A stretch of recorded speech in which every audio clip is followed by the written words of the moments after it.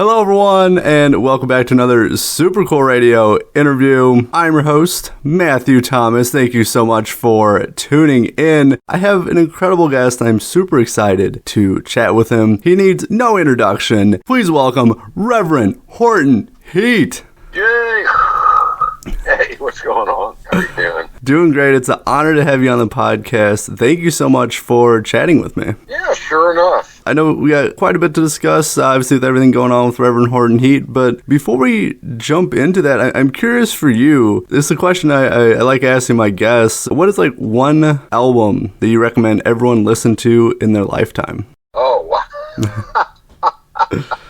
Oh, man, that's a tough one. Wow. There's so many. One album that I would recommend everybody listen to. Oh, boy, let me think about it. How about Elvis Presley?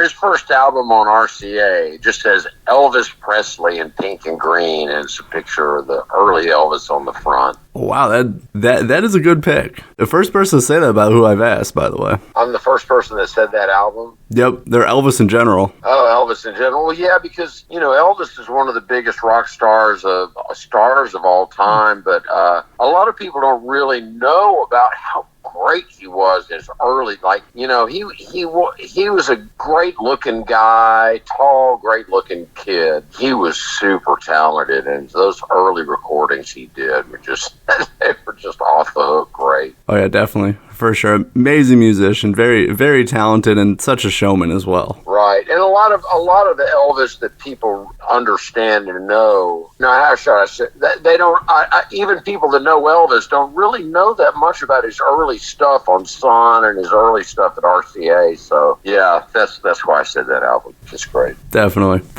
But now, focusing on Reverend Horton Heat now, you guys just wrapped up a tour of Europe. So how was that? Well, it wasn't really a tour. It was just 2 shows. Oh, okay. And, yeah, a lot of times Europe, we do these festivals that people will travel to, and so they'll pay us really good money because if they know it's our only show, the people will come from various places. We played a festival called the Shock Festival in Belgium, and it's been going for over 40 years, but it's big. We played, I guess we headlined on Friday night, and there were about 10,000 people watching us. Oh, wow. Might have been give or take, might have been more. Sometimes it's hard, once it gets into the thousands, it's kind of hard.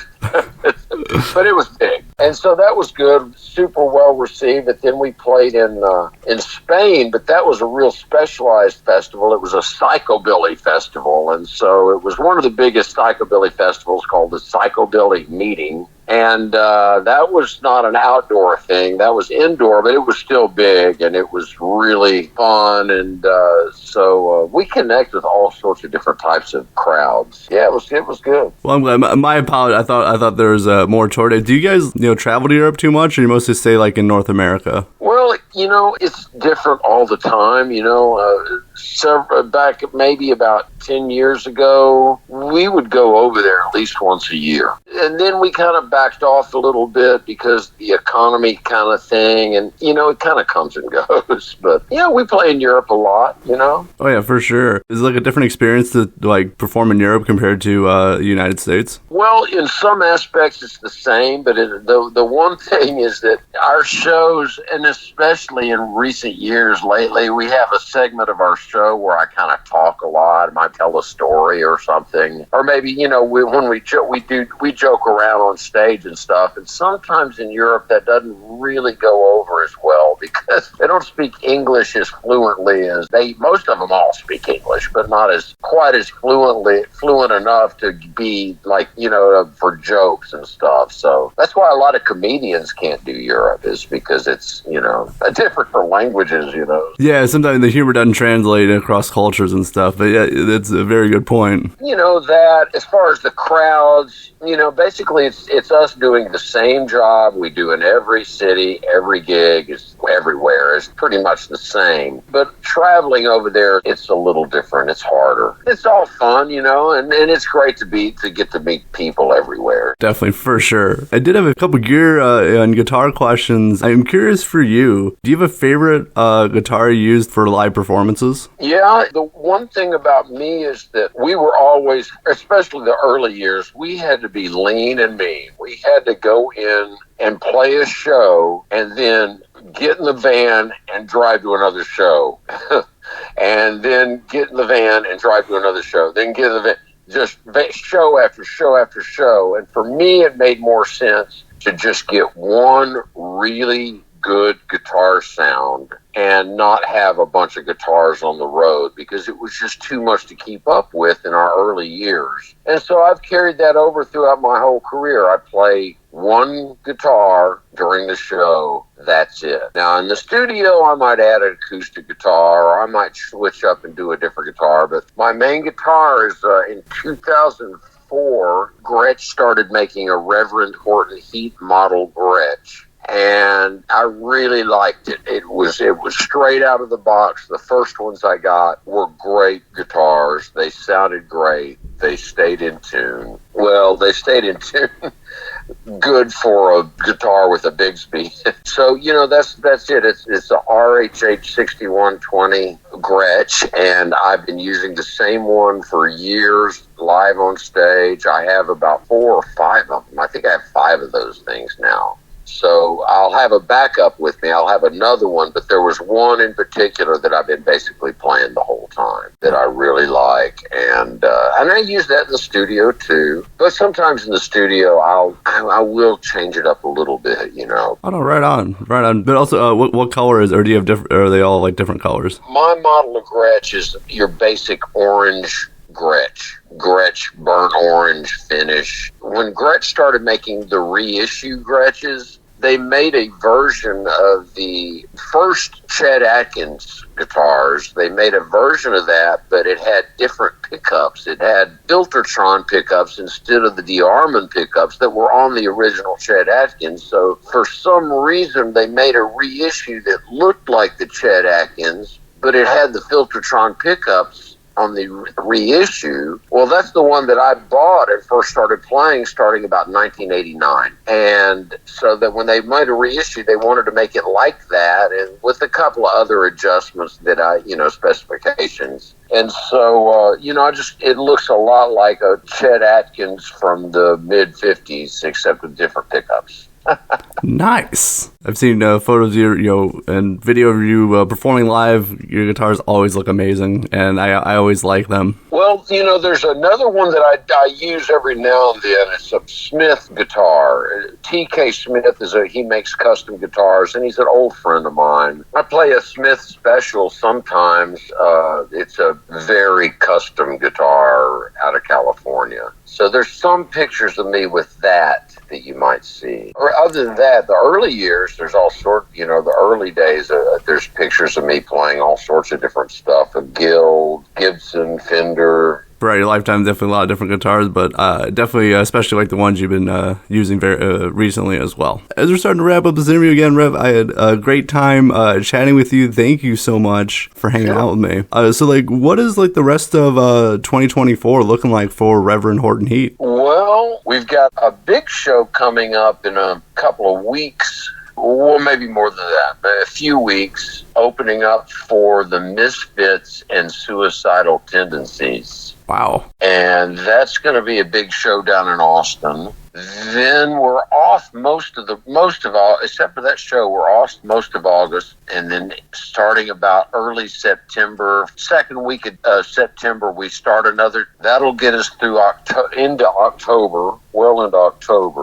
Then we've got a November tour. Then we've got, I think, a January, February out on the West Coast. I'm going to be doing a record. I'm going to produce a record with this guy, Jason D. Williams, who is one of the coolest musicians I've ever known. He's an older guy. He's been around a long time, but he's a really killer piano player, like in the style of Jerry Lee Lewis, but he's kind of better than Jerry Lee Lewis. It's crazy. He's so good. Oh. And then, I'm working a lot. Like, one reason I missed your call the other day is I was rewiring my home studio so I can do a lot more mixing and recording and stuff like that at home. So I've got a lot of projects I'm working on. I'm working on a thing with Jimmy Dale Richardson, working on a thing with Lance Lipinski, and those are artists you might not have heard of, but I've got a little record label, so I'm working on that. That's about it. It sounds like you're staying really busy. I'm definitely going to check out those musicians you mentioned because they sound amazing, so I'm definitely going to give them a listen. Jason D. Williams, he's off the hook. He's going to be on my little label. I'm producing a record, but he's one of the most exciting live performers I've ever seen, and it's kind of hard to describe how great he is because he's just wild. He's just a wild rock and roll piano player and singer, and it's really cool. So, check out Jason D. Jimmy Dale Richardson's great. Lance Lipinski's great. And it's really fun because I want to try to help people that are worthy, and I don't know, it's hard. It's hard to help people in this business because at the end of the day, man, you got to get out there on your own and just get in a van and drive miles and miles and miles, thousands of miles, millions of miles, really, actually. Oh yeah, you got to put the miles on. Yeah. Sounds. And also, what's the name of the record label that you have? It's called Fun Guy Records. Nice. Fun Guy Records. It was a vanity label. I decided that a long time ago, I'm thinking about maybe 1999, when we would be in between labels, because we were putting out a record about every 2 years, a new album. And I was thinking, maybe, I could release these cool little vinyl singles, collectible products. It was a stupid name, Fun Guy Records. It's kind of just on a lark. Okay, Fun Guy Records. And when I was doing these little singles, and I would do them for people, like some artists like Lucky Tubb and McKinley James and Pat Capacci. These people that I think are really great that nobody heard of. And I do these little singles, and it really wasn't obviously not to make money, just, but anyway, long story short, I did a record with Jimmy Dale Richardson. I met a radio guy. I said, hey, help me promote this thing. And the next thing you know, this lo-fi recording by Jimmy Dale Richardson was number 5 on the alt country charts. And I'm thinking, wow, maybe, my vanity label was getting less vain, I guess. All of a sudden it's kind of like a real thing in a way, so I'm trying to do it. It's more with the spirit of helping people than it is making money. So I might lose money, but I don't know, man. I just want to see some great music get out there. Oh yeah, definitely. And money aside, I think you're doing it for the right reasons. Just doing it for the love of music. Maybe. But I tell you what, if I did have a big record and I made $1 million, I would enjoy that. Well, I think anyone would. $1 million, yeah. That's true. Yeah, if I got $1 million too, I would enjoy that as well. But Rev, thank you so much for stopping by Super Cool Radio. As I said, it's a great time chatting with you. You got some great shows coming up. Anyone watching and listening, make sure to see Reverend Horton Heat live. But Jim, thank you so much for chatting with me. Okay, thank you, brother. I appreciate your help with the band. Thank you. Of course. Thank you so much. For Reverend Horton Heat, I'm your host always, Matthew Thomas. Thank you so much for watching and listening to Super Cool Radio. And remember, stay frosty.